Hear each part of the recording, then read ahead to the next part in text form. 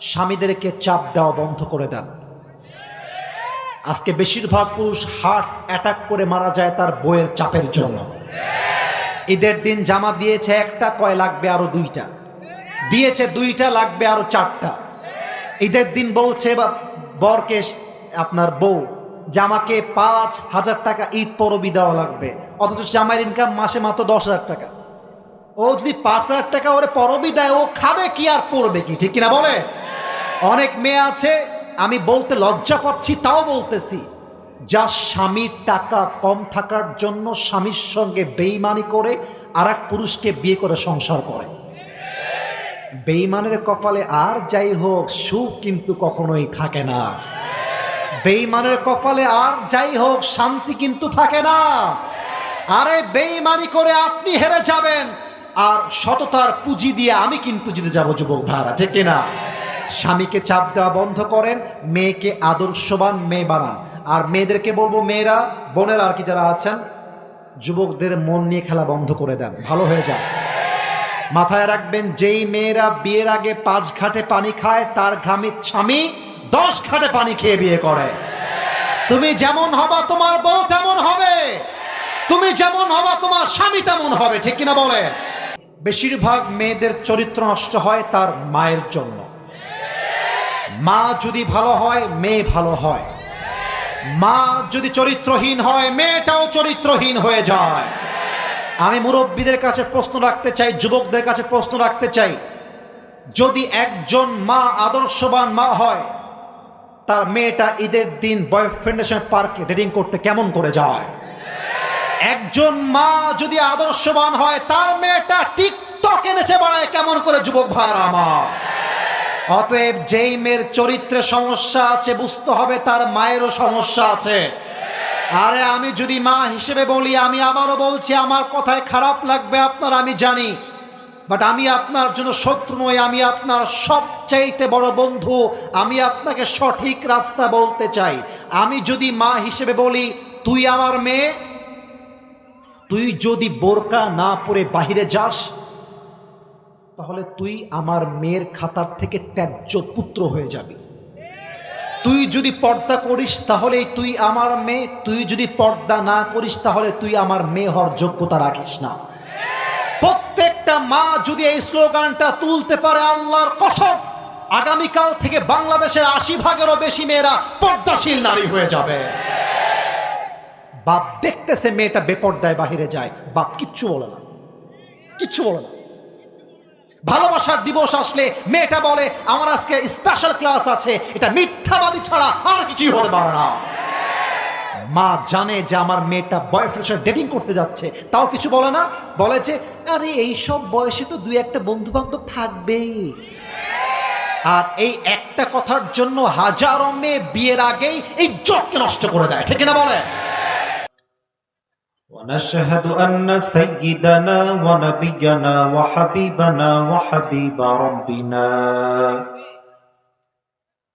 وطبيبنا وطبيب أرواحنا محمدا عبد الله ورسوله أرسله بالحق بشيرا ونذيرا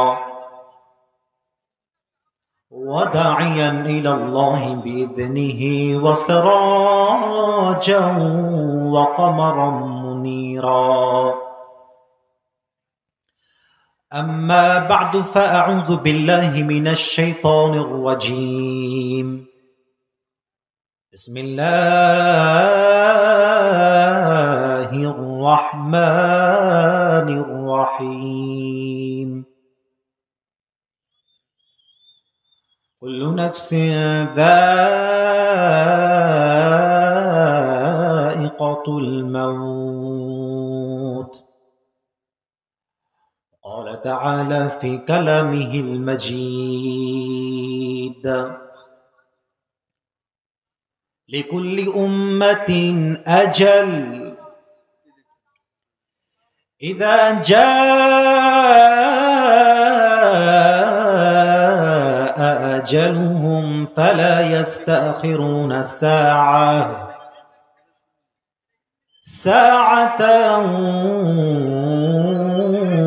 ولا يستقدمون وقال تعالى في كلامه المجيد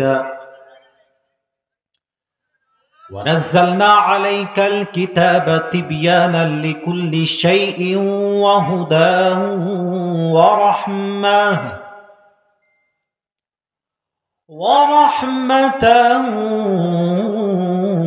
وبشرى للمسلمين وقال رسول الله صلى الله عليه وسلم تركت فيكم أمرين لن تضلوا ما تمسكتم بهما كتاب الله وسنة رسوله أو كما قال عليه الصلاة والسلام إن الله وملائكته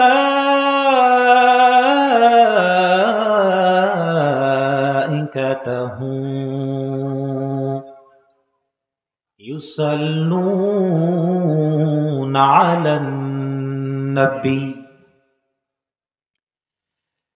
يا أيها الذين آمنوا صلوا عليه وسلموا تسليما اللهم صل على محمد وعلى آل محمد كما صليت على إبراهيم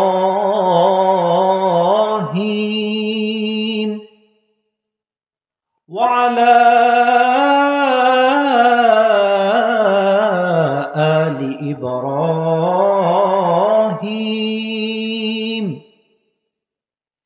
إنك حميد مجيد আস্তাগফিরুল্লাহ আস্তাগফিরুল্লাহ। খুতবা চলাকালীন অনেকে কথা বলেছেন, আওয়াজ করেছেন, এটা আদবের খেলাফ। এটা কিন্তু আদবের কোনো সিস্টেম না। যেহেতু আমি কোরআন থেকে তেলাওয়াত করেছি, হাদিসের শরীফ পাঠ করেছি, আমরা চেষ্টা করব আদবটা বজায় রাখার জন্য। আমার প্রিয় ভাই বলেছেন জয়পুরহাটের সুনাম আছে, এটা নষ্ট করা যাবে না। আমি সবার হাতে পায়ে ধরে আবদার রাখবো। এখানে অনেক মিডিয়ার ভাইরা এসেছেন, বামেও ক্যামেরা আছে, এক একটা ক্যামেরার পাওয়ার অনেক বেশি। এখানে হয়তো বা 500, 1000, 2000 লোক দেখছে, কিন্তু কয়েক কোটি মানুষ কালকে দেখবে। আমরা প্রমাণ করতে চাই যে জয়পুরহাটের সন্তান যারা আমরা এসেছি, আমরা অভদ্র ঘরের সন্তান নই। আমরা প্রমাণ করতে চাই জয়পুরহাটের সন্তান যারা আছে এরা কাপুরুষের সন্তান নয়, সব বীর পুরুষের সন্তানগুলো আসিফ হুজুরের মাহফিলে বসে আছে। ঠিক কিনা বলে? কথা বললেন না, আমার কথাগুলো শোনেন। আজকের এই প্রোগ্রাম দক্ষিণ পেচুলিয়া টাটাপাড়া জামে মসজিদ প্রাঙ্গণ আজকের এই মাহফিলটি আয়োজিত হয়েছে। আমাদের মাহফিলের মাথার তাজ সভাপতি রয়েছেন পেশ ইমাম মাওলানা মোহাম্মদ আব্দুল জলিল সাহেব। উনি কি এসেছেন?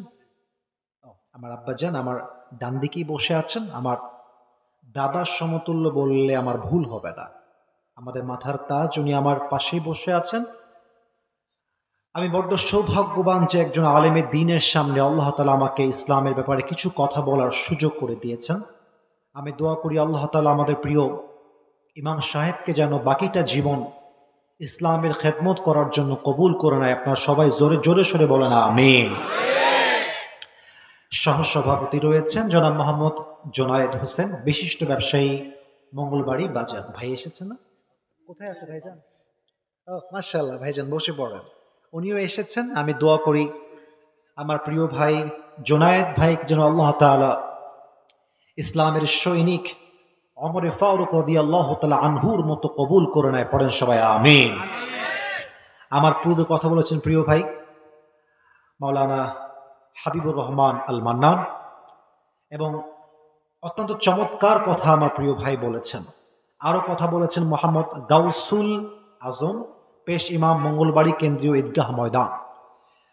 আমি দোয়া করে দেই, আসলে টাইম ইজ টু শর্ট, অল্প কথায় আমাদেরকে সামনে এগিয়ে যেতে হবে। আমি এক বাক্যে দোয়া করছি, আই হোপ দোয়াটার পরে আপনারা সবাই জবান খুলে আমিন বলবেন, এতেই আমি খুশি হয়ে যাব।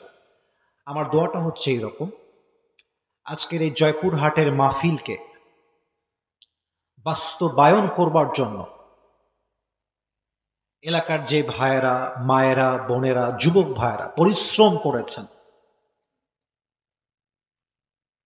মাথার ঘাম পায়ে ফেলেছেন, বুকের তাজা রক্তকে পানি করে এত সুন্দর একটা দিনের মাহফিল যারা আয়োজন করেছে, আয় আল্লাহ, আমি অধম সহ যারা আমরা আজকের এই ঈদের পরের দিনের মাহফিলে একসাথে উপস্থিত হতে পেরেছি, আয় আল্লাহ, তোমার দরবারে আমাদের একটাই চাওয়া, তুমি আজ এই দিনের মাহফিলে আমাদের সবাইকে যেমন একই সাথে একই জায়গায় কবুল করেছ,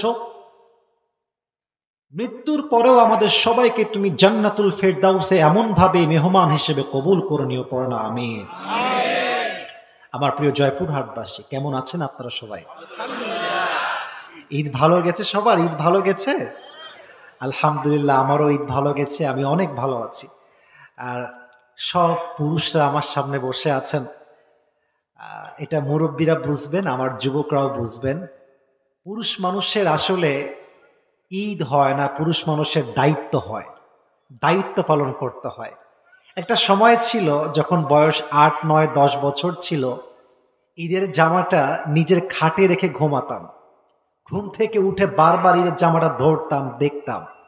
কিন্তু সময়ের পরিপ্রেক্ষিতে আজকে পুরুষদের জীবনটা এমন হয়ে গিয়েছে যে নতুন জামার প্রতি কোনো চাহিদা নেই, এখন মাথায় একটাই দায়িত্ব, পরিবার খুশি তো আমি নিজেও খুশি, ঠিক কিনা বলে?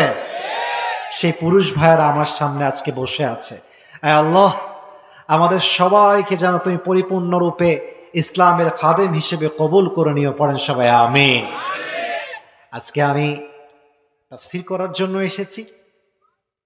আমাকে বলা হয় যুবকদের আইডল, জনপ্রিয় বক্তা, আরো অনেক অনেক টাইটেল আমাকে দেওয়া হয়। অনেকে তো বলে আন্তর্জাতিক খ্যাতিসম্পন্ন বক্তা। এগুলো কোনোটাই সত্য না, কোনোটাই সত্য না। আমার ভেতরে কারো আদর্শ হওয়ার কোনো যোগ্যতাই আসলে নেই। আমাদের আদর্শ হচ্ছে জাস্ট একজন মানুষ, আমাদের প্রিয় নেতা মুহাম্মদুর রাসূলুল্লাহ সাল্লাল্লাহু আলাইহি ওয়াসাল্লাম। আর হ্যাঁ, আন্তর্জাতিক মুফাসসির কোরআন যদি কাউকে বলতে হয় বাংলাদেশে, সবার আগে নাম আসবে আমাদের প্রিয় রাহবার আল্লামা দেলোয়ার হোসেন সাঈদী হুজুরের নামটা। আমরা খালি নামে বক্তা। ওই যে ফেসবুকে লক্ষ লক্ষ মানুষ ফলো করে, ইউটিউবে অনেক ভিউ হয়, তাই মানুষ ভাবে বড় হুজুর। কিন্তু বড় হুজুর তো সে নয় যার ভিউ ভালো, বড় হুজুর তো সে নয় যার চেহারা ভালো, বড় হুজুর তো সে নয় যার জামা ভালো, বড় হুজুর তো সে হুজুর যাকে দেখলে আল্লাহর কথা স্মরণ হয়ে যায়। তো আমাকে আপনারা কেউ জনপ্রিয়তার লেভেলে দেখবেন না। আপনারা আজকে আমাকে কেউ ধাক্কা দেন নাই ভাই। আমার মাহফিলে যে পরিমাণ ধাক্কা আমি খাই, নওগাঁতে আমার একটা মাহফিল ছিল নজিপুর, একদম মেইন সড়কের বাজারের উপরে। স্টেজ থেকে নামার সময় আমাকে যুবকরা ধাক্কা দিয়ে ফেলে দিয়েছে, আমি মাটিতে শুয়ে গেছি, ওরা শুয়ে থেকেই সেলফি তুলতেছে। এই বেশি দিন না, কয়েক মাস আগের কথা। তো আজকে কিন্তু কোনো ধাক্কাই আমি খাই নাই। তার মানে প্রমাণ হয়ে গেল এই এলাকার সন্তান সবগুলো আলেমদেরকে কলিজা দিয়ে সম্মান করতে জানে। আমরা আল্লাহর নামে 3টা তাকবীর দিব, তাকবীর শেষ তাফসীর শুরু হয়ে যাবে। আমার মনটা ভরে গেছে। আজকে যুবকরা যেমন এসেছে, আমার মাথার তাজ, আমার মুরব্বীরাও তেমন এসেছে, মুরব্বীরাও এসেছে। বেশিরভাগ মাহফিলে যুবক দিয়ে ভরা থাকে। আজকে আমার মুরব্বীরা এসেছেন। আপনাদের সন্তানের মতো আমি, আপনারা আমার দাদার মতো কেউ, বাবার মতো কেউ। আমার দাদাকে আমি ফেসবুকেও দেখি নাই, ছবিতেও দেখি নাই, বাস্তবেও দেখি নাই। আমি আসার বহু আগে আমার দাদা বিদায় নিয়ে কবরে চলে গেছে। তো আমার সামনে মুরব্বীরা বসলে মনে হয় যে আমার আপন দাদা আমার সামনে বসে আছে, মনটা ভরে যায়। মন চায় যে একটু কথা বলি মুরব্বীদের সাথে। তো আমি মুরব্বীদেরকে বলবো, যুবকদেরকে বলবো, গলাটা একটু কাশি দিয়ে ঠিক করতে হবে যেন তাকবীরটা জোরে হয়। একটু কাশি দেন সবাই মিলে। প্রথম তাকবীর দিবেন যাদের বউ আছে তারা, আর দ্বিতীয় তাকবীর দিবেন যাদের বউ নাই তারা, সিঙ্গেলরা, আর সর্বশেষ তাকবীর দিবেন সবাই মিলে। দেখা যাক কার গায়ের জোর কত বেশি হয়। বিবাহিত ভাই যারা এসেছেন, মুরব্বীরা যারা এসেছেন, বিবাহিত ভাইরা একটু কাশি দেন। দেখা যাক গায়ে জোর আছে কত বিবাহিত ভাইদের। সিঙ্গেলরা চুপ থাকবা, বিবাহিত ভাইদের পালা। বিবাহিত ভাইরা লিল্লাহি তাকবীর। মোটামুটি চলে আপনাদের সাউন্ড, খুব বেশি একটা ভালো হয় নাই। আচ্ছা, আপনাদেরকে নাম্বার দিলাম আজকে জয়পুরহাটে 65 নাম্বার, বিবাহিতরা নাম্বার পেয়েছে 65। এবার সিঙ্গেলদের পালা। সিঙ্গেল একটা কাশি মারো। সিঙ্গেলের ডান পাশে একটু বেশি সিঙ্গেলরা বসে আছে। আচ্ছা, দেখা যাক এবার কারা জিততে পারে। সিঙ্গেল ভাইরা লিল্লাহি তাকবীর।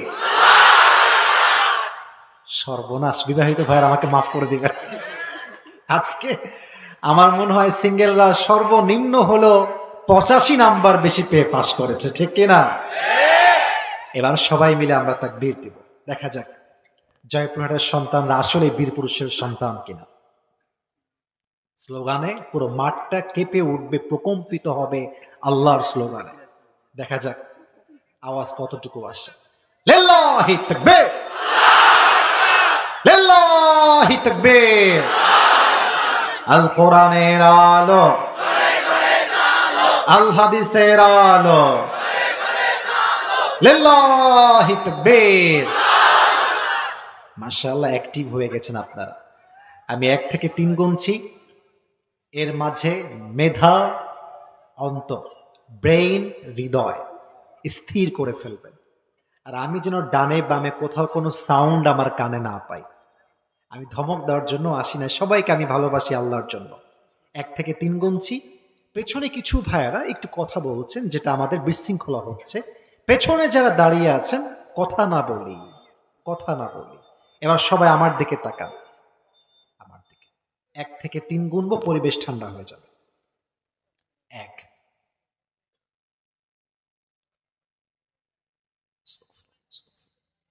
2,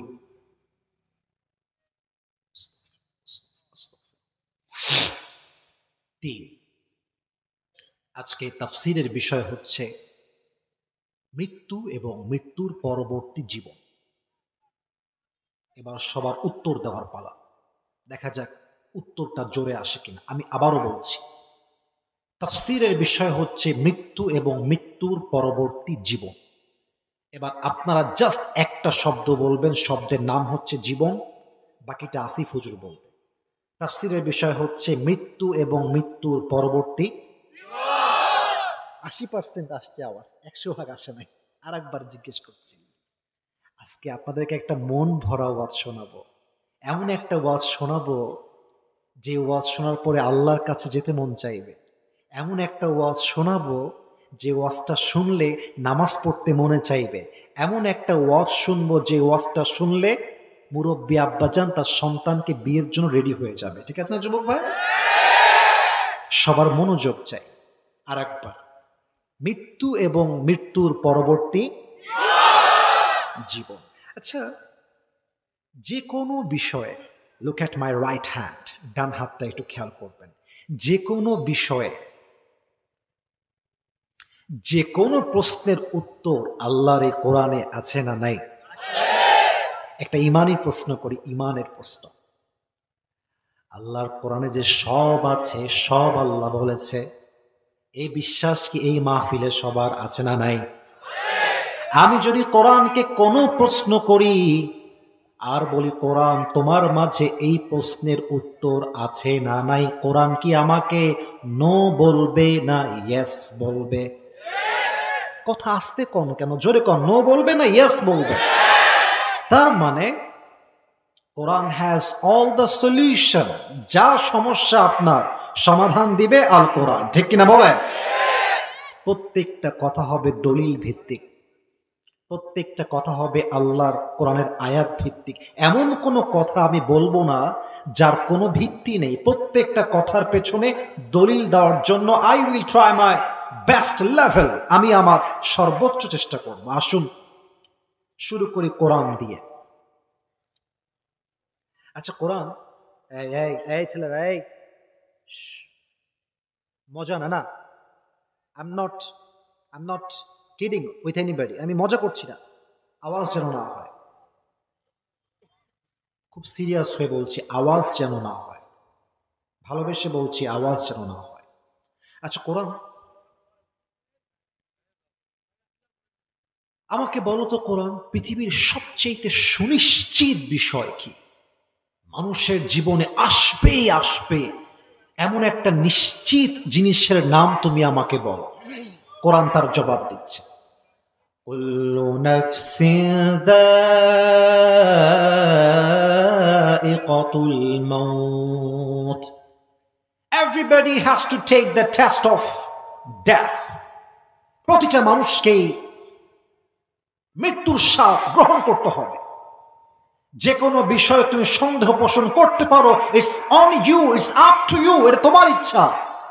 কিন্তু মৃত্যু এমন একটা বিষয়, নাস্তিক হোক কিংবা আস্তিক হোক, অস্বীকার করবে এমন কোন বাপের বেটা পৃথিবীতে আসতে পারে না, ঠিক কিনা বলে? Most certain thing is death, মরতে হবে। এবার কোরআন তুমি আমাকে 2 নাম্বার প্রশ্নের জবাব দাও। ও কোরআন তুমি আমাকে বলো, পৃথিবীর কোন মানুষ যদি মৃত্যু থেকে লুকাতে চায়, বিশাল একটা সুড়ঙ্গ খনন করে মৃত্যুর থেকে পালিয়ে যাওয়ার জন্য চেষ্টা করে, সে মানুষটা কি পালাইতে পারবে কিনা? জবাব কোরআনে আছে না নাই? সূরাতুন নিসা 78 নম্বর আয়াত, আল্লাহ রাব্বুল আলামিন জবাব দিয়ে বলছেন, বান্দারে, আইনামা তাকুনু ইউদরিকুমুল মাউতু ওয়ালাউ কুনতুম ফি বুরুজিন মুশাইয়াদা। কোন মানুষ যদি মাটির নিচে সুড়ঙ্গ খুঁড়ে পালিয়ে যায়, একটু আমার 2 হাতের দিকে খেয়াল করবেন আমার প্রিয় জয়পুরহাটের ভাইয়েরা। আজকে যেই মাহফিলে আমি বসে আছি, ডান দিকেও পর্দা, বাম দিকেও পর্দা, পেছনেও পর্দা, আমার সামনেও পর্দা, সব জায়গায় পর্দা দেওয়া। আপনি যদি একটা মাটির নিচে সুড়ঙ্গ করেন, চতুর্পাশে লোহার গেট দিয়ে সাজানো, এদিকে লোহা এদিকে লোহা, উপরেও লোহা নিচেও লোহা, তার উপরে চলছে হেলিকপ্টার, পুলিশ পাহারা, র্যাবের পাহারা, বিডিআর পাহারা, আর্মির পাহারা। আপনার রুমে প্রায় 20টা সিসি ক্যামেরা। ও আমার প্রিয় কলিজার টুকরা মুরব্বী আব্বাজান, যুবক ভাইরা, আমাকে একটু জবান খুলে জোরে সোরে আওয়াজ দিয়ে বলবেন, মৃত্যু যখন চলে আসবে, সিসিটিভি ক্যামেরা দিয়ে, পুলিশ দিয়ে, ক্যামেরা দিয়ে, আর্মি দিয়ে, বিডিআর দিয়ে, কেউ চাইলেও কি মৃত্যু থেকে পালিয়ে যেতে পারবে?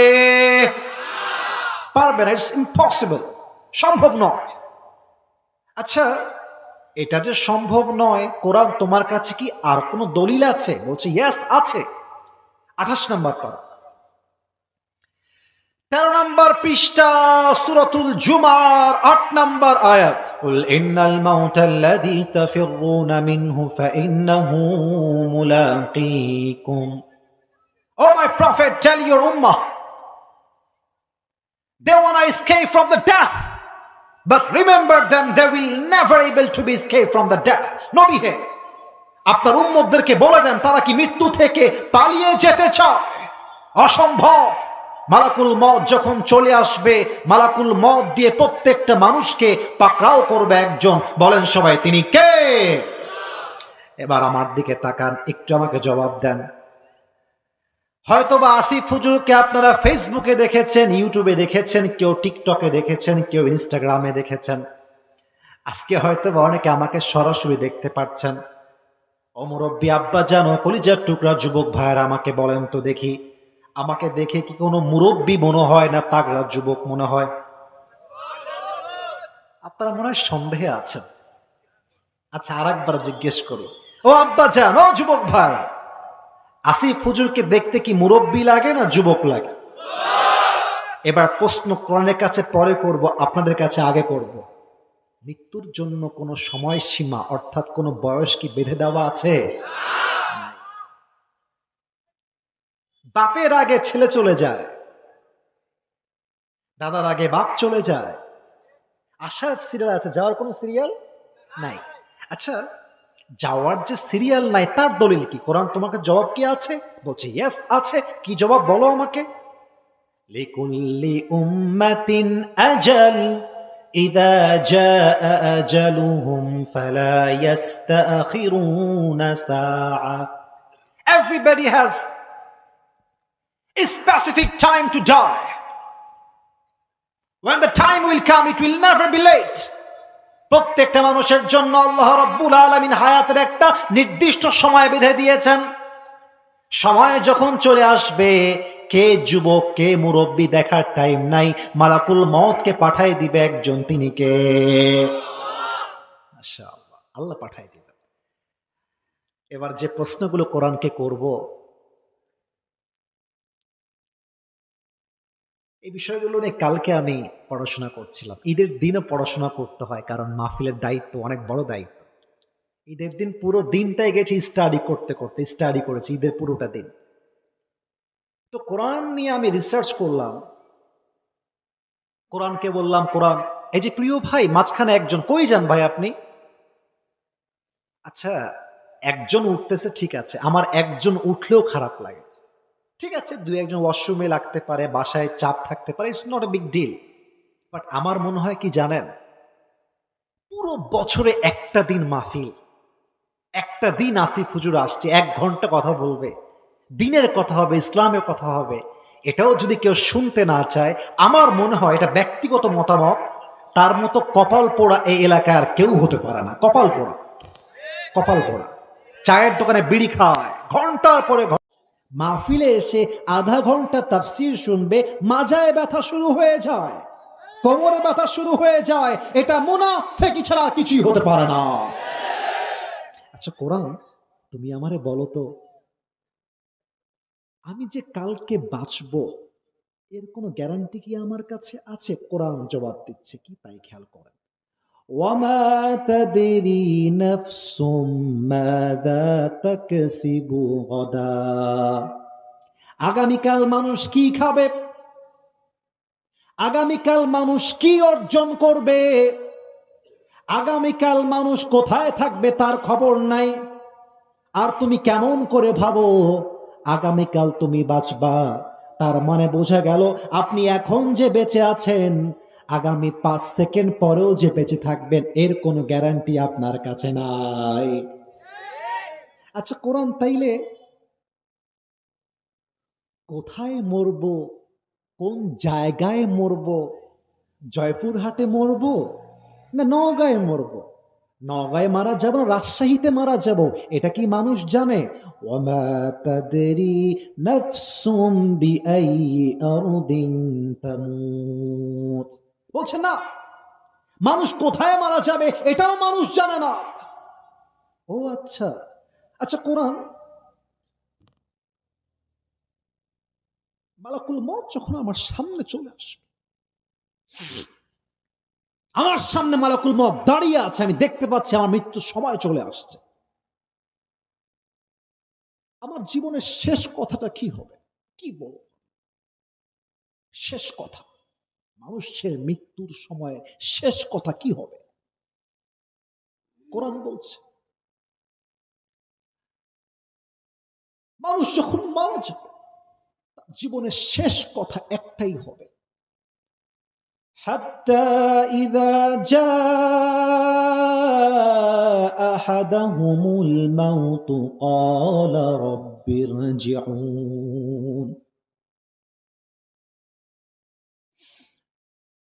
মানুষ মালাকুল মউতকে বলবে, আমাকে কি একটা চান্স দেওয়া যায় না? আমাকে কি একটা সুযোগ দেওয়া যায়? মালাকুল মউতকে মানুষ বলবে, একটা সুযোগ আমাকে দাও, আমাকে পৃথিবী থেকে নিয়ে যেও না, আমার রূহটা কবজ না করে আমাকে একটা চান্স দাও। ও কোরআন, মানুষ তার শেষ সময় একটা চান্স কেন চাইবে? কি কারণে চাইবে? লাআল্লি আ'মালু সালিহান ফীমা তারাকতু কাল্লা। মানুষ বলবে, আমি যে নামাজগুলো ছেড়ে এসেছি ওই নামাজগুলো আদায় করতে চাই, আমি যে আমার স্ত্রীর হক নষ্ট করেছি এটা ক্ষমা চাইতে চাই, আমি যে হারাম খেয়েছি আল্লাহর কাছে তওবা করতে চাই, আমাকে একটা সুযোগ দাও, একটা চান্স দাও। আচ্ছা কোরআন, মানুষ যখন চান্স চাইবে, ভিখারির মতো একটা সুযোগ চাইবে, মালাকুল মউত কি সেই সুযোগ তাকে দিবে? মালাকুল মউত কি বল, ইন্নাহা কালিমাতুন হুয়া কাইলুহা। আল্লাহ বলে, মালাকুল মউত অসম্ভব, don't give him any chance, সুযোগ দেওয়া যাবে না, এটা তার মুখের কথা। যদি সে আবারও হায়াত পেয়ে যায়, দুনিয়ার লালসা, এত লালসা, দুনিয়ার মায়া, এমন জঘন্য মায়া, মানুষ আরেকবার সুযোগ পেলে আবার সে হারামে জড়িয়ে যাবে, ঠিক কিনা বলে? وَمِنْ وَرَائِهِمْ بَرْزَخٌ إِلَى يَوْمِ يُبْعَثُونَ। অনেকগুলো আয়াত তেলাওয়াত করলাম, কিন্তু তাফসির একটারও করি নাই। এই আয়াতের একটু তাফসির করতে চাই, ছোট্ট একটা তাফসির করতে চাই। আচ্ছা জয়পুরহাটের ভাই, এখন বাজে মনে করেন রাত 11:30। আপনি যদি আজকে এই মুহূর্তে মৃত্যুর আপনার সময়টা ঘনিয়ে আসে, ছোট্ট একটা কথা মনে পড়ে গেল, আমাদের নওগাঁর পাশের জেলায়, তোমরা নওগাঁ জেলা তাই না ভাই? আপনাদের জয়পুরহাট থেকে তো মনে হয় বগুড়াও অনেক কাছেই হয়, খুব বেশি দূরে কিন্তু নয়। নওগাঁতে একটা জায়গা আছে, নাম হচ্ছে মান্দা ফেরির হাট, নাম শুনছেন আপনারা? একদম সোজা গেলেই মান্দার ফেরির হাট। আমার সেদিন মাহফিল ছিল বগুড়া জেলার একটা জায়গাতে, মনে হয় দুপচাচেতে আমার মাহফিল ছিল, রাত বাজে 1টা থেকে 2টা। আমার কথায় যদি এই মুহূর্তে কোনো ভুল হয়, যে কোনো মুরব্বী চাইলে, যুবক চাইলে ধরায় দিবেন, আমার কোনো অবজেকশন নাই। আমাদের যে বিশ্ব রোড থাকে, বিশ্ব রোড বা বাইপাস রোড, মুরব্বীরা আপনারা আমাকে হেল্প করলে, সহযোগিতা করলে আমার জন্য ভালো হবে। এই রাস্তায় কিছু উঁচু উঁচু ঢিপ থাকে না, উঁচা উঁচা আইল্যান্ড না কি বলে এটাকে? হ্যাঁ, আপনারা কি বলেন? হ্যাঁ, উঁচা উঁচা, ওখানে গাড়ি গেলে গাড়িটা ব্রেক করতে হয়, ব্রেক না করলে গাড়িটা অ্যাক্সিডেন্ট করতে পারে। রাত বাজে 1টা 2টা, ডিসেম্বর মাস, বুঝতেই পারছেন কি পরিমাণ কুয়াশা। রাত বাজে 2টা, খুব কুয়াশা। ড্রাইভার সাহেব গাড়ি চালাচ্ছেন, মনে হয় সর্বনিম্ন 80 থেকে 100 হবে, গাড়ির স্পিড আছে। আমি হালকা মোবাইল ফোনটা মনে হয় চালাচ্ছিলাম, জাস্ট মাহফিল শেষ করে 1-1.5 ঘন্টা পরের কথা বলতেছি। হঠাৎ করে মান্দা ফেরির হাট পার হওয়ার পরে একটা বড় আইল্যান্ড ছিল, উঁচা ব্রিজ টাইপের। ড্রাইভার সাহেব ওইটা দেখতে পায় নাই। গাড়ি কিন্তু 100-তে আছে, আপনারা একটু বুঝবেন, আমি যদি বুঝাতে অক্ষম হই আমার খারাপ লাগবে। গাড়ি চলছে 100-তে, আপনি সামনে দেখছেন উঁচা, প্রথমে আপনি কি মারবেন? ব্রেক মারবেন। তো গাড়ি যদি 100-তে থাকে, ব্রেক মারলে মানুষ আর থাকে না। তো গাড়ি যখন ব্রেক মেরেছে, একটু পেছনে যাচ্ছি, মাইক থেকে একটু পেছনে গেলাম বোঝানোর জন্য, আর কোনো উদ্দেশ্য আমার নেই। আমি এভাবে হেলান দিয়েছিলাম, ব্রেক মারার সাথে সাথে আমি লাফ খেয়ে, গাড়ির যে ছাদ থাকে না, গাড়ির ছাদ, মাথাটা গিয়ে ছাদে লাগছে, আর গাড়িটা বাউলি মারছে। বাউলি মানে কি? উল্টায় যাওয়ার মতো অবস্থা, উল্টায় গিয়ে নিচে পড়বে রাস্তার ওই পাশে। মানে আল্লাহ তাআলা যাকে বাঁচাইতে চাই, যে কোনো মতে ডানে গিয়ে আবার বাউলি মেরে রাস্তায় গাড়িটা পড়ছে। কিন্তু ওই মুহূর্তে আমি জাস্ট পড়েছি লা ইলাহা ইল্লাল্লাহ মুহাম্মাদুর রাসূলুল্লাহ, কালেমা পড়েছি সাল্লাল্লাহু আলাইহি ওয়াসাল্লাম। আমি যখন কালেমা পড়লাম, গাড়িটা ঠিক হলো, আবার গাড়িটা চলতেছে। মনে মনে ভাবলাম, কিরে আসিফ,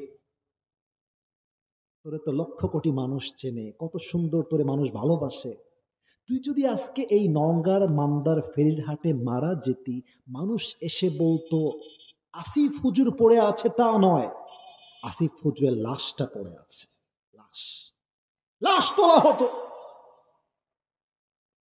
আমার গায়ের দামি দামি জামা, দামি টুপি, দামি চশমা, ব্র্যান্ডের ঘড়ি, দামি জুব্বা, দামি পাঞ্জাবি, দামি ওয়েস্টকোট সবগুলো খুলে সাদা কাফনের কাপড়ে প্যাকেট করে কবরস্থ করা হতো। আর এটার নামই তো দুনিয়ার জীবনের আসল বাস্তবতা, ঠিক কিনা বলে? রূপেরই গৌরবে সাজিয়াছ সাজ, সোনা দানা কত কি আর রাজকী পোশাক,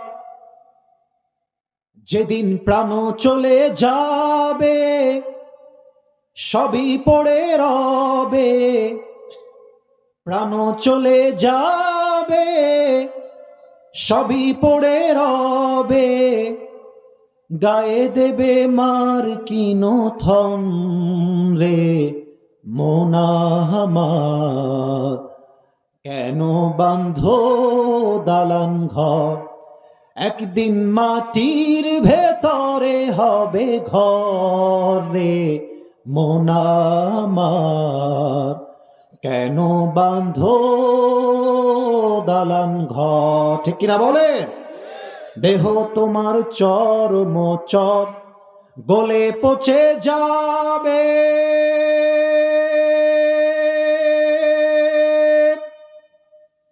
শিরার উপর শিরাগুলি ছিন্ন ভিন্ন হবে, মন্ডু মিরু দণ্ড সবই হবে খণ্ড খণ্ড, মন্ডু মিরু দণ্ড সবই হবে খণ্ড খণ্ড, পড়ে রবে মাটির উপরে মোনা আমার, কেন বাঁধো দালান ঘর। জয়পুরহাটবাসী একটা লাইন, যতটুকু পারেন জাস্ট একটা লাইন আমার সাথে জবান খুলে গাইবেন সবাই মিলে। একদিন মাটির ভেতরে কেন বাঁধো দালান ঘর, ঠিক কিনা বলে? মৃত্যু যখন হয়ে যাবে, আলামে বারজাখ তথা কবরের জীবন শুরু হবে দুই ভাবে। কলিজার টুকরা মুরব্বী আব্বাজান, যুবক ভাইয়েরা, আমি আমার ওয়াজের গভীরে এই মুহূর্তে ঢুকে গেলাম। ডান বামে কোনো কথা হবে না, প্রত্যেকটা কথা বলবো কোরআন দিয়ে, প্রত্যেকটা কথা বলবো হাদিস দিয়ে। আল্লাহ রাব্বুল আলামিন আলামে বারজাখ তথা কবরের জীবনটাকে প্রত্যেকটা মানুষের জন্য মৃত্যু যে আসবে দুই ভাবে ভাগ করেছেন। এবার দুইটা আঙ্গুল সবাই মিলে তাকান, কথা বলবেন না, শুধু তাকায় থাকেন। এবার আমাকে বলেন, এখানে আমার কয়টা আঙ্গুল আছে, একটা নাকি দুইটা? আওয়াজটা আমি 100 ভাগ পাইনি। আই রিপিট এগেন, আবারও বলছি, কয়টা? মানুষের মৃত্যুকে আল্লাহ রাব্বুল আলামিন দুইটা ভাগে ভাগ করেছেন।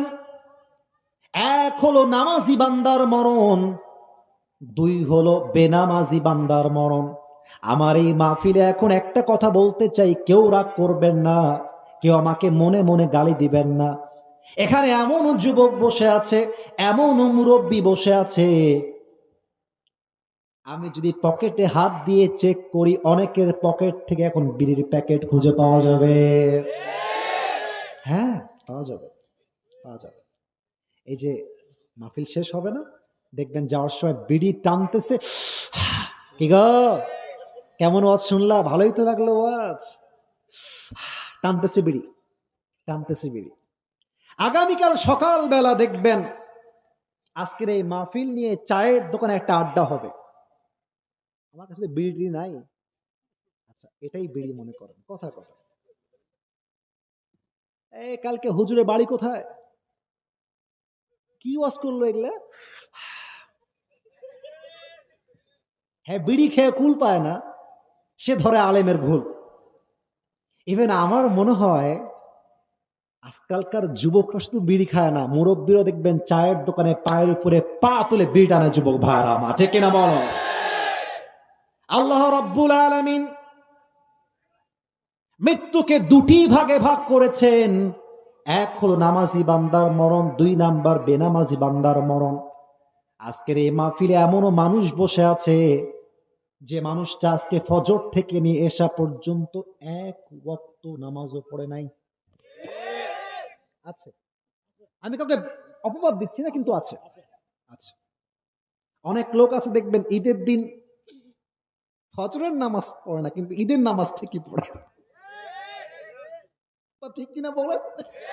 তার প্রমাণ কি? ঈদের দিন ফজরের নামাজে মসজিদে মুসল্লি খুঁজে পাওয়া যায় না, আর ঈদগাহে গিয়ে জায়গা খুঁজে পাওয়া যায় না, ঠিক কিনা বলে? নামাজি বান্দার মরণ, আর এক হচ্ছে বেনামাজি বান্দার মরণ। তবে এতক্ষণ পর্যন্ত নরমালি ওয়াচ করেছি, এখন আমি যে হাদিসগুলো বলবো আমাকে একটু অভিনয় করতে হবে। আমি ক্ষমা চাচ্ছি, অভিনয়টাকে আপনারা খারাপ হিসেবে নেবেন না। অভিনয় মানে হচ্ছে প্র্যাকটিক্যালি বোঝাবো যে আসলে কেমন হবে। মনে করেন, আচ্ছা ফোনটা তো এখানে রাখলাম না, এই যে আমার ফোনটা কি দেখা যায়? একটু বললে ভালো হয়, দেখা যায়? মনে করেন যে এই ফোনের ভেতরে একটা, না মজা না, কথা বলছো, একটা পার্টসের প্রবলেম, ভেতরে একটা যন্ত্রের প্রবলেম হয়েছে। তো আমি মিস্ত্রি কল দিয়ে বলছি, ভাই আমার মোবাইল ফোন সমস্যা হয়েছে, একটু আপনি বলে দেন কি করব। তো বলতেছে মোবাইল ফোনটা খোলেন, এই পাশের নাট খোলেন, ওই পাশের নাট খোলেন, এইটা খোলেন, সেইটা খোলেন। আপনার ভালো করে বুঝে আসবে না, কিন্তু সে যদি সরাসরি আসে, এসে খুলে দেখায় দেয়, আপনি আগে যা বুঝতে পারতেন তার চাইতে 1000 গুণ বেশি ভালো বুঝতে পারবেন। কথা ঠিক কিনা বলেন সবাই আপনারা? এক হচ্ছে হাদিস বলা, আর এক হচ্ছে হাদিসকে প্র্যাকটিক্যালি বোঝায় দেওয়া। মালাকুল মউত নামাজি বান্দার সামনে যখন আসবে, তার গায়ের চামড়ার রং হবে ধবধবে সাদা, দেহে থাকবে লম্বা একটা সাদা জুব্বা। মালাকুল মউতের চেহারা হবে একজন তাগড়া ইমানদার যুবকের মতো। মুরব্বী এবং যুবক যেই নারী নামাজি ছিল, ডাক দিয়ে একটা কথা বলবে, ইয়া আইয়াতুহান নাফসুল মুতমাইন্নাহ উখরুজি ইলা মাগফিরাতিল্লাহি ওয়া রিজওয়ানি। ডাক দিয়ে বলবে, এই নামাজি বান্দা, কোনো টেনশন নাই, আসো। তুমি বের হওয়ার সাথে সাথেই আল্লাহর জান্নাত তোমার জন্য অপেক্ষায় বসে আছে। তাও তো সুবহানাল্লাহ কইতে পারলেন না আপনারা সবাই। আমার হাতে এই যে একটা টিস্যুর প্যাকেট দেখা যায় নাকি যায় না? আচ্ছা, টিস্যু বাদ, কাগজটা হাতে নিলাম। এই যে কাগজটা, আগেই বলেছি প্র্যাকটিক্যাল তথা অভিনয় করে বোঝাবো। একটু দেখেন তো, কাগজটা কি গোল না চারকোনা? রাইট আনসার, সঠিক হয়েছে। আরেকবার, গোল না চারকোনা?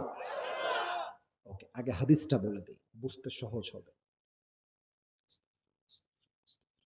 কাফাম মিন নাকফানিল জান্নাহ ওয়া হানুত মিন হানুতিল জান্নাহ। নামাজি বান্দার রূহকে কবজ করে জান্নাত পর্যন্ত নেওয়ার জন্য আল্লাহ তাআলা জান্নাত থেকে একটা লাল রেশমি রুমালের চাদর দুনিয়াতে নামাজি বান্দার কাছে হাদিয়া হিসেবে পাঠিয়ে দিবে। এবার আরেকবার মাইকের পেছনে গেলাম, নামাজি বান্দা বসে আছে, মালাকুল মউত চলে আসছে। রূহ কবজ যখন করবে, নামাজি বান্দার জন্য বাম হাত নয় ডান হাত লাগায় দিবে আস্তে করে। কথা তো শোনা যায়, তাই না? রূহটা যখন কবজ করে বের করবে, হাদিসে আসছে একটা পিঁপড়া কামড় দিলে যে পরিমাণ কষ্ট হয়, তার চাইতে কম কষ্ট দিয়ে নামাজি বান্দাকে আল্লাহ মৃত্যু দান করবে। সুবহানাল্লাহ।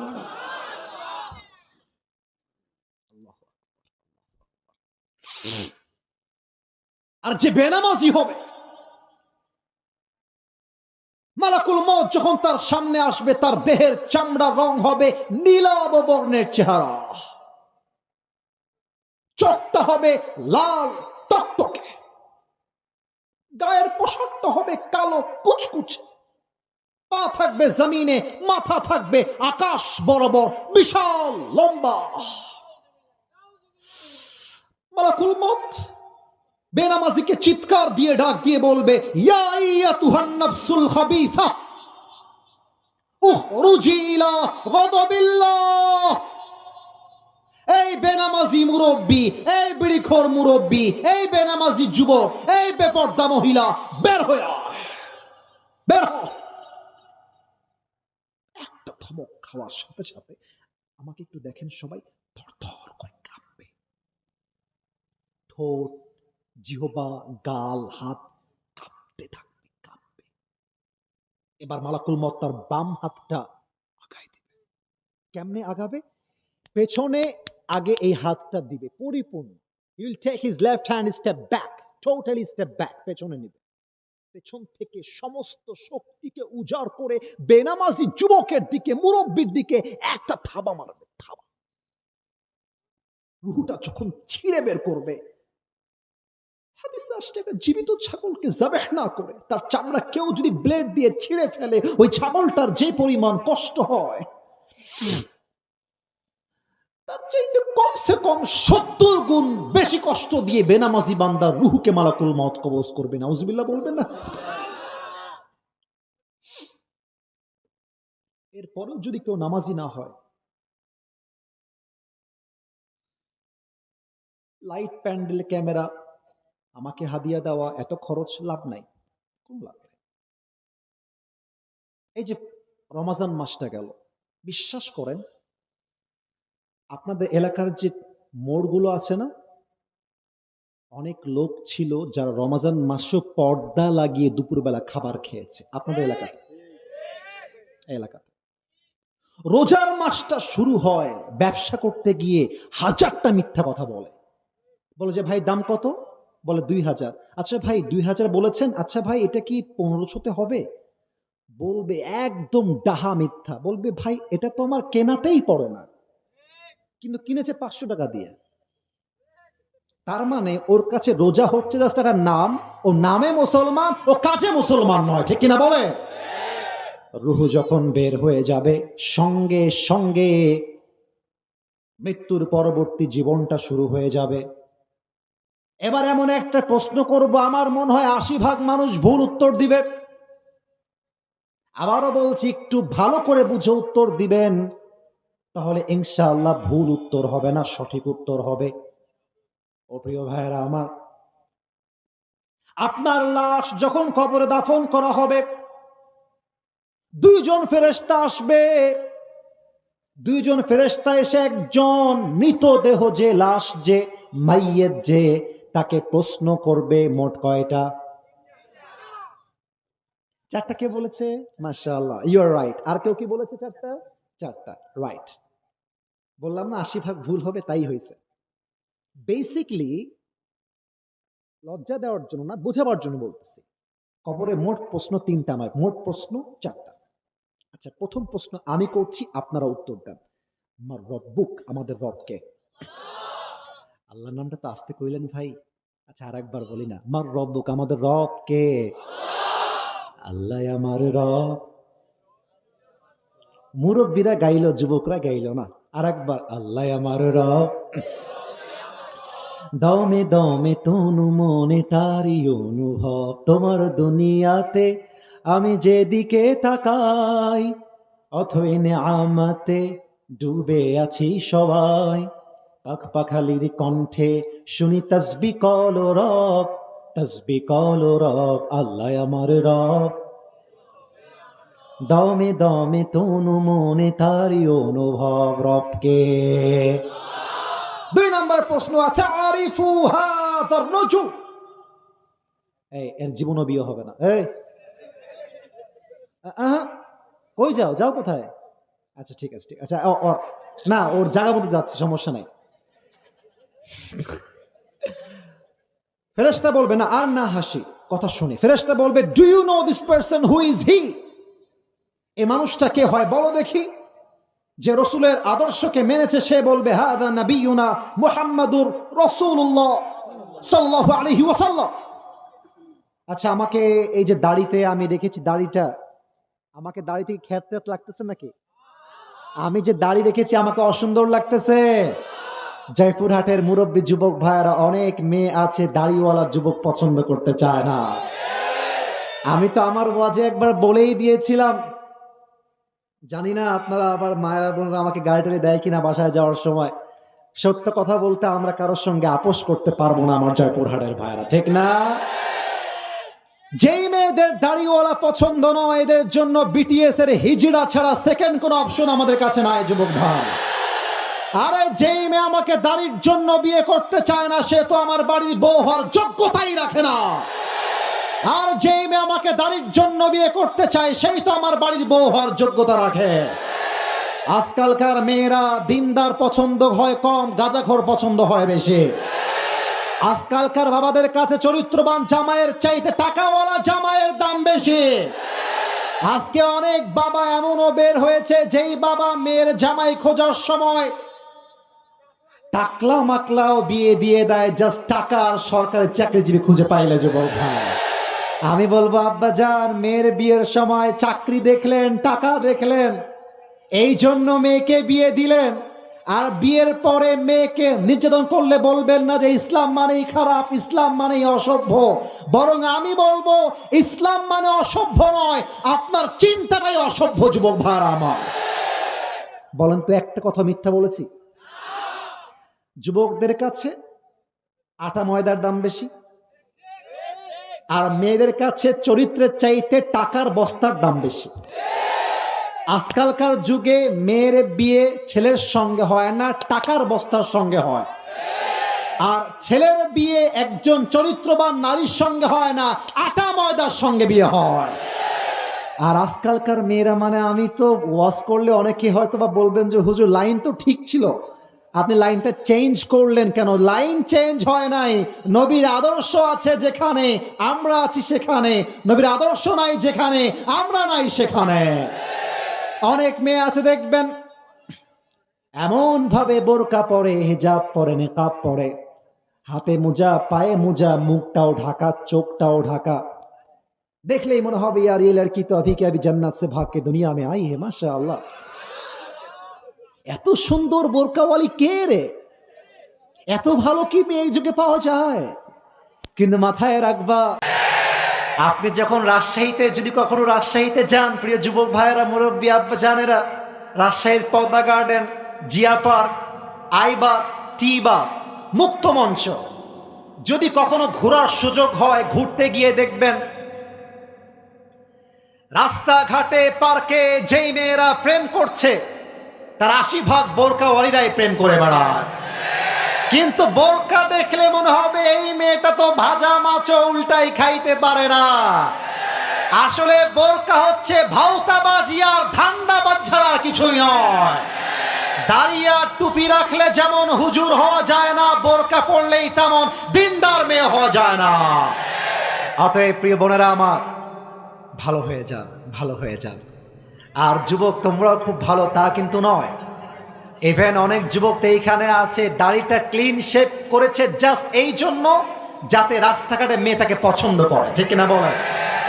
আপনারা আমাকে কতটুকু চেনেন তা আমি জানি না, বাট আমার কোনো একটা মাহফিলে বাধা দেওয়া হয়েছিল। কেউ কি সেই মাহফিলটা ফেসবুকে দেখেছিলেন কেউ? আপনারা তো জেলার নামও বলে দিয়েছেন, বগুড়ায়। আমি একটা কথা ওই মাহফিলে বলেছিলাম, একটা কথা আমি বললাম, আমাদের রব আল্লাহ, নবী মুহাম্মদুর রাসূলুল্লাহ সাল্লাল্লাহু আলাইহি ওয়াসাল্লাম, আমাদের ধর্মের নাম। আসতে বললেন কেন? Let's repeat again, you have to speak very loudly. আবারও বলবেন, আমাদের ধর্মের নাম। 4 নাম্বার প্রশ্ন হচ্ছে, তুমি যে এতগুলো জ্ঞান শিখলা, ওমা ইলমুক, what is the source of your knowledge? তোমার জ্ঞানের উৎস একটা কিতাব, কিতাবটার নাম কি? একটা কথা জাস্ট বলেছিলাম এখানে, এই পয়েন্ট আমি বলেছিলাম যে দেখেন আমার মজা না, আই এম ভেরি সিরিয়াস, মজা না। একজন দুইজন যাবেই, একজন যাচ্ছে মানে ওর প্রয়োজন আছে, নট আ বিগ ডিল। আমার কথা বোঝার ট্রাই করেন।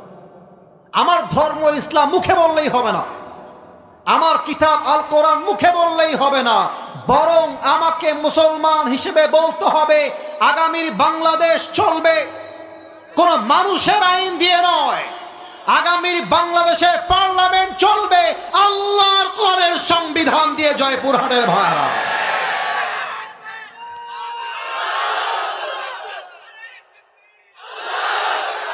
আমি এই কথা কেন বললাম?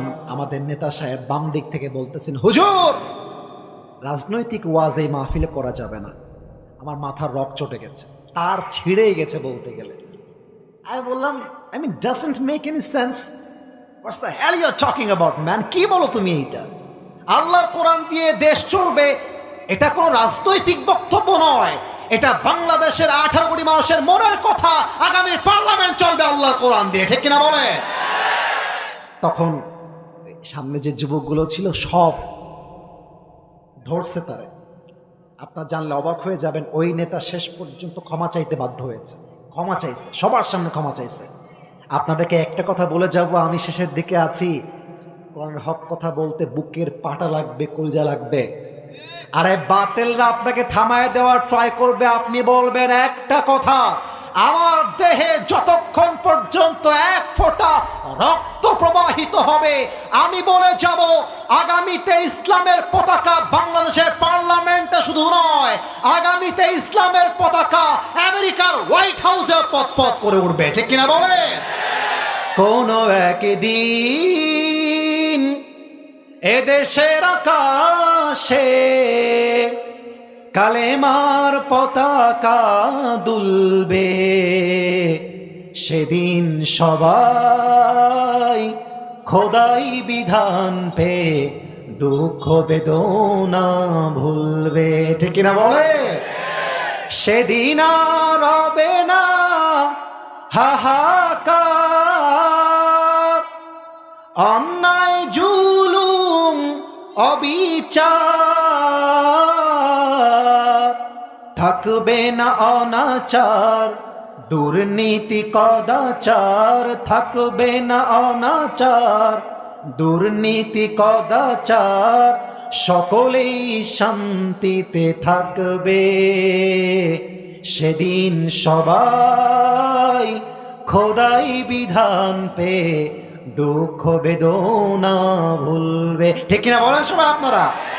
একটা কলি সবাই মিলে গান, কোন একদিন এদেশের আকাশে কালেমার পতাকা দুলবে, সেদিন সবাই খোদাই বিধান পে দুঃখ বেদনা ভুলবে, ঠিক কিনা বলে?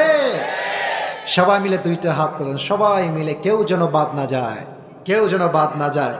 যুবকদের কয়েকটা প্রশ্ন আসছে, আপনারা পারমিশন দিলে ওইটাও পড়বো, আগে আমাদের আসল কাজ শেষ করে নেই।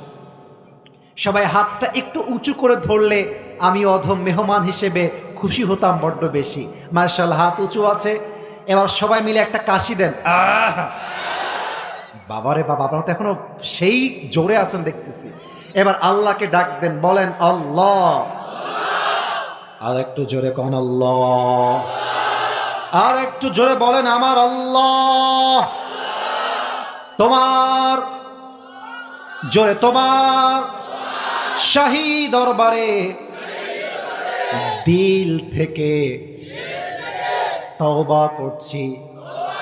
ও আল্লাহ, তুমি আমার জীবনের সব গুনাহ মাফ করে দাও। একটু জবান খুলে বলবেন না সবাই মিলে আমিন। 2 নাম্বার ওয়াদা বলেন সবাই আল্লাহ। আমি আজ তোমাকে ওয়াদা দিলাম। একটু জোরে কোন, ওয়াদা দিলাম। আজ থেকে আয় আল্লাহ এক ওয়াক্ত নামাজ, আর জোরে কোন, আর কখনো ছাড়বো না। একটু হাতটা এভাবে ঝাঁকিয়ে বলবেন না। একটু আওয়াজ দিয়ে বলেন সবাই ইনশাআল্লাহ। হাত নামান, আমার দায়িত্ব শেষ। কিন্তু এমন একটা কথা এখন বলতে চাই যে কথাটা বলার নিয়ত আমার ভেতরে ছিল না। আমার যে উঠে যাবে ওর লুঙ্গিটা টান দিয়ে ধরে বসায় দেওয়া লাগবে, তবে খবরদার লুঙ্গি যেন খুলে না যায়। আমি আমার আব্বা জানদেরকে বলবো একটা কথা, যুবকদেরকে বলবো একটা কথা, মা বোনদেরকে বলবো একটা কথা। লেডিস ফার্স্ট, প্রথম কথা মা বোনদের জন্য বলতে চাই, বেশিরভাগ মেয়েদের চরিত্র নষ্ট হয় তার মায়ের জন্য। মা যদি ভালো হয় মেয়ে ভালো হয়, মা যদি চরিত্রহীন হয় মেয়েটাও চরিত্রহীন হয়ে যায়। আমি মুরব্বীদের কাছে প্রশ্ন রাখতে চাই, যুবকদের কাছে প্রশ্ন রাখতে চাই, যদি একজন মা আদর্শবান মা হয়, তার মেয়েটা ঈদের দিন বয়ফ্রেন্ডের সঙ্গে পার্কে ডেটিং করতে কেমন করে যায়? একজন মা যদি আদর্শবান হয়, তার মেয়েটা টিকটকে নেচে বেড়ায় কেমন করে? যুবক ভাইরা আমার, অতএব যেই মেয়ের চরিত্রে সমস্যা আছে বুঝতে হবে তার মায়েরও সমস্যা আছে। আরে আমি যদি মা হিসেবে বলি, আমি আবারও বলছি, আমার কথায় খারাপ লাগবে আপনার, আমি জানি, বাট আমি আপনার জন্য শত্রু নই, আমি আপনার সবচাইতে বড় বন্ধু। আমি আপনাকে সঠিক রাস্তা বলতে চাই। আমি যদি মা হিসেবে বলি, তুই আমার মেয়ে, তুই যদি বোরকা না পরে বাহিরে যাস, তাহলে তুই আমার মেয়ের খাতার থেকে ত্যায্য পুত্র হয়ে যাবি। তুই যদি পর্দা করিস তাহলে তুই আমার মেয়ে, তুই যদি পর্দা না করিস তাহলে তুই আমার মেয়ে হওয়ার যোগ্যতা রাখিস না। প্রত্যেকটা মা যদি এই স্লোগানটা তুলতে পারে, আল্লাহর কসম, আগামীকাল থেকে বাংলাদেশের 80% বেশি মেয়েরা পর্দাশীল নারী হয়ে যাবে। বাপ দেখতেছে মেয়েটা বেপর্দায় বাহিরে যায়, বাপ কিচ্ছু বলে না, কিচ্ছু বলে না। ভালোবাসার দিবস আসলে মেয়েটা বলে আমার আজকে স্পেশাল ক্লাস আছে, এটা মিথ্যাবাদী ছাড়া আর কিছুই হতে পারে না। মা জানে যে আমার মেয়েটা বয়ফ্রেন্ডের সাথে ডেটিং করতে যাচ্ছে, তাও কিছু বলে না, বলে যে আরে এই সব বয়সে তো দুই একটা বন্ধু বান্ধব থাকবেই। আর এই একটা কথার জন্য হাজারো মেয়ে বিয়ের আগেই ইজ্জতকে নষ্ট করে দেয়, ঠিক না বলে? আর মাদেরকে বলে যাবো, মায়েরা যারা আমাকে শুনছেন, আমি জানি না আপনাদের সঙ্গে আমার আগামীতে আবার দেখা হবে কিনা, মায়েরা স্বামীদেরকে চাপ দেওয়া বন্ধ করে দেন। আজকে বেশিরভাগ পুরুষ হার্ট অ্যাটাক করে মারা যায় তার বইয়ের চাপের জন্য। ঈদের দিন জামা দিয়েছে একটা, কয় লাগবে আরো দুইটা, দিয়েছে দুইটা, লাগবে আরো চারটা। ঈদের দিন বলছে বা বরকে আপনার বউ জামাকে 5,000 টাকা ঈদ পরবি দেওয়া লাগবে, অথচ জামাইয়ের ইনকাম মাসে মাত্র 10,000 টাকা। ও যদি 5,000 টাকা ওরে পরবি দেয়, ও খাবে কি আর পরবে কি, ঠিক কিনা বলে? অনেক মেয়ে আছে, আমি বলতে লজ্জা পাচ্ছি তাও বলতেছি, যা স্বামীর টাকা কম থাকার জন্য স্বামীর সঙ্গে বেঈমানি করে আর এক পুরুষকে বিয়ে করে সংসার করে। বেঈমানের কপালে আর যাই হোক সুখ কিন্তু কখনোই থাকে না। বেঈমানের কপালে আর যাই হোক শান্তি কিন্তু থাকে না। আরে বেঈমানি করে আপনি হেরে যাবেন, আর সততার পুঁজি দিয়ে আমি কিন্তু জিতে যাব। যুবক ভাইরা, ঠিক কিনা? স্বামীকে চাপ দেওয়া বন্ধ করেন, মেয়েকে আদর্শবান মেয়ে বানান। আর মেয়েদেরকে বলবো, মেয়েরা, বোনেরা আর কি যারা আছেন, যুবকদের মন নিয়ে খেলা বন্ধ করে দেন, ভালো হয়ে যান। মাথায় রাখবেন, যেই মেয়েরা বিয়ের আগে 5 ঘাটে পানি খায়, তার ঘামে স্বামী 10 ঘাটে পানি খেয়ে বিয়ে করে। তুমি যেমন হবা তোমার বউ তেমন হবে, তুমি যেমন হবা তোমার স্বামী তেমন হবে, ঠিক কিনা বলে? প্রিয় মায়েদেরকে আল্লাহ বোঝার তৌফিক দান করুক, পড়েন সবাই আমিন। আমার মুরব্বী আব্বাজান, আপনাদেরকে আমি ধমক দিয়ে নয়, হাতে পায়ে ধরে বলবো, আমার আব্বাজান, আপনার জন্য 1 নাম্বার মেসেজ, আপনার হায়াতের খাতা কিন্তু একদম শেষ, আপনার পা কিন্তু অলরেডি কবরে আছে।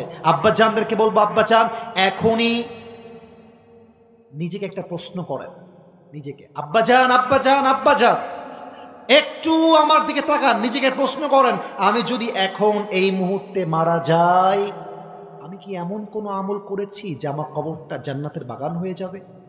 নিজেকে প্রশ্ন করেন, আমাকে না, আপনি আপনাকে প্রশ্ন করেন। দেখবেন বেশিরভাগ মুরব্বীর মন বলবে যে না, আমি তো এমন আমল করি নাই যে আমি আজকে মারা গেলে আজকে আমি জান্নাতের বাসিন্দা হয়ে যাব। অনেক বাবা আছে মেয়ের হক নষ্ট করে, অনেক বাবা আছে সন্তানকে চাপ ক্রিয়েট করে সঠিক বয়সে বিয়ে দিতে চায় না। আপনি যদি আপনার সন্তানকে রাইট টাইমে বিয়ে না দেন, আপনার সন্তান যত জায়গায় পাপ করবে, প্রেম করবে, প্রত্যেকটা দায়ভার কিয়ামতে আপনাকে বহন করতে হবে। আমার প্রিয় আব্বাজান, নিজেকে প্রশ্ন করেন আপনি জান্নাতে যাওয়ার জন্য আমলটা করতে পেরেছেন কিনা। লাস্ট কথা আমার কলিজার টুকরা যুবক ভাইদের জন্য, যুবকদেরকে বলবো, যুবক ভাইরা আমার, তোমাদের জীবনের শেষ কথা, শেষ ভালো যার সব ভালো তার। তোমাদের জীবনের সবচেয়ে বড় শত্রু হচ্ছে এই স্মার্টফোন, সবচেয়ে বড় শত্রু। তোমাদের ইমানটাও শেষ করে দিয়েছে, চরিত্রও শেষ করে দিয়েছে। এখানে এমনও যুবক বসে আছে, এখানে যদি মোবাইল ফোনটা চেক করি, ওর ফোনে হাজারো মেয়ের উলঙ্গ ভিডিও ছবি খুঁজে পাওয়া যাবে। ওর ফোনটা চেক করলে হোয়াটসঅ্যাপে প্রথমেই তার গার্লফ্রেন্ডের নাম্বার চ্যাটিং খুঁজে পাওয়া যাবে। যুবক ভাইরা, মোবাইল ফোন থেকে বাঁচো। এটা যদিও বা দুনিয়াতে হালকা তার বোঝা, বাট কিয়ামতের বোঝা কিন্তু বড্ড ভারী হবে, বড্ড ভারী হবে। এজন্য আমার কথা একটা, মোবাইল দিয়ে আমার জীবন নষ্ট নয়, বরং আমি আমার জীবনে এমন সফল হতে চাই যারা আজকে আমাকে ছেড়ে চলে গিয়েছে, আগামীতে আমাকে দেখার জন্য তারাই পাগল হয়ে যাবে, ঠিক কিনা বলে। এবং আমি আমার কথা একটা বলে শেষ করব, আমি কিন্তু একজন মাদ্রাসার ছাত্র। যুবকরা যারা এসেছো একটু শুনে যাও, আবার কবে দেখা হবে আল্লাহই জানে ভালো। আমি একজন হাফেজ, আমি জেনারেল লাইনে পড়াশোনা করেছি, মাদ্রাসায় পড়াশোনা করেছি। আমি কিন্তু আমার জীবনে 1 নাম্বার ছাত্র ছিলাম। আগে বুঝবেন, আমি কিন্তু অহংকারের জন্য বলছি না। ক্লাসে 1 নাম্বার ছিলাম, মাদ্রাসাতেও 1 নাম্বার, সব জায়গায় আমি মোটামুটি 1 নাম্বার ছিলাম, first student in my class. কিন্তু পরে গিয়ে বুঝতে পারলাম যে জীবনে 1 নাম্বার হওয়াটাই কিন্তু আসল কিছু নয়। জীবনে 1 নাম্বার হলেই বড় সফল হয়ে গেছো তা নয়। মাঝে মাঝে দেখবা যে ক্লাসের ব্যাগ আপনার পেছনে বসে, তার আন্ডারে সে জব করে যে ফার্স্ট বেঞ্চে বসতো, ঠিক কিনা বলে। যুবকদেরকে বলবো, এই তথাকথিত শিক্ষার পেছনে পাগল হয়ে যেও না। জীবনে উদ্যোক্তা হও, ব্যবসা করো। ব্যবসা যদি ইস্টাবলিশ করতে পারো, প্রতিষ্ঠিত হতে পারো, ভালো ব্যবসায়ী হতে পারো, তুমি তোমার ভাগ্য পরিবর্তন করবা তা নয়, বরং তোমার দ্বারা জয়পুরহাটের হাজারো যুবকের ভাগ্য পরিবর্তন হয়ে যাবে, ঠিক কিনা বলে। আল্লাহ তুমি যুবকদেরকে ঈমানী যুবক হিসেবে কবুল করো, পড়েন সবাই আমিন। আল্লাহ তুমি যুবকদেরকে ওমরে ফারুক রাদিয়াল্লাহু তাআলা আনহুর মতো ইসলামের সৈনিক হিসেবে কবুল করো, না পড়েন আমিন। আপনারা জানেন নির্বাচন হয়েছে, পার্লামেন্টের কাজ শুরু হয়ে গেছে। রাজনৈতিক বক্তব্য দেওয়ার জন্য আমি আসি নাই, তবে জাস্ট একটা দাবি রেখে যাব, ওসমান হাদির খুনের বিচারটা আমরা বাংলার মাটিতে দেখতে চাই। আমরা দেখতে চাই ওসমান হাদিকে যারা খুন করে ভারতে পালিয়ে গিয়েছে, ওদেরকে ভারতে গ্রেফতার করলেই হবে না।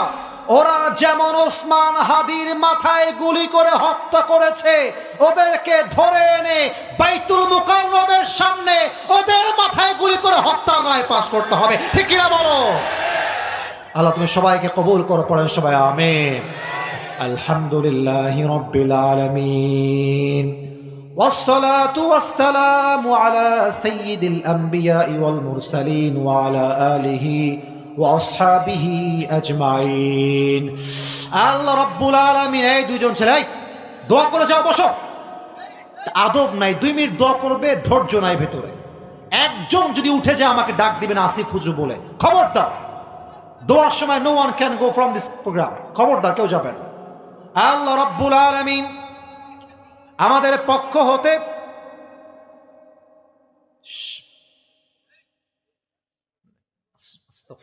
দোয়ার কোনো আদব নেই। এই বাবারা, এই ছেলেরা, মুরব্বীরা কি বলবো তোমাদেরকে।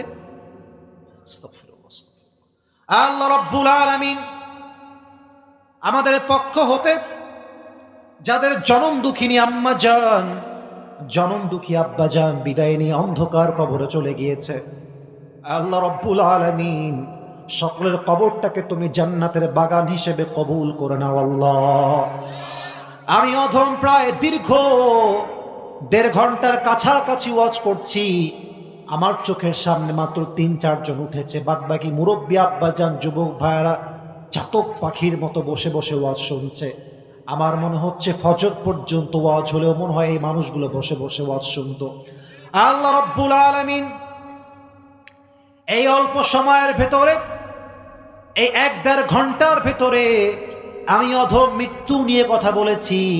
কবরের জীবনটা কেমন হবে, প্রশ্ন কেমন হবে, প্রশ্ন কয়টা হবে, নামাজি বান্দার মরণ কেমন হবে, বেনামাজি বান্দার মরণ কেমন হবে, কবরের প্রশ্নগুলো কেমন হবে, উত্তরগুলো কি হবে, নবীর আদর্শ কেমন হবে, আমি যতটুকু পেরেছি বলার চেষ্টা করেছি।